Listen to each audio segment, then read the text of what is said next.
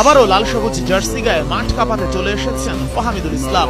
ইতালির রোম থেকে লম্বা জার্নি করে আপন ঠিকানায় ফিরেছেন ফাহমিদুল। দেশের বাইরের লিগে খেলা ফুটবলারদের মধ্যে সবার আগেই আসলেন এই ইতালি প্রবাসী ফুটবলার। ফাহমিদুলকে নিয়ে সোশ্যাল মিডিয়া থেকে শুরু করে রাস্তায় যে আন্দোলন করেছিলেন ফ্যানরা, সেটা আসলেই বলার মতো নয়। সেই ফাহমিদুলের জাতীয় দলে অভিষেক হয়েছে, ম্যাচ খেলেছেন, তারপরে দ্বিতীয়বারের মতো আবারও আসলেন বাংলাদেশে। খেলবেন হামজা, সমিত, জামাল ভুইয়াদের সাথে হংকং এর বিপক্ষে ম্যাচে। সকাল 8:30টার আগে ল্যান্ড করে ফাহমিদুলের ফ্লাইট। তবে বিমানবন্দর থেকে বের হতে হতে বেজে যায় সকাল 10টারও বেশি। এরপর গন্তব্য সরাসরি টিম হোটেল, যেখানে আগে থেকেই আছেন জামাল ভুইয়ারা।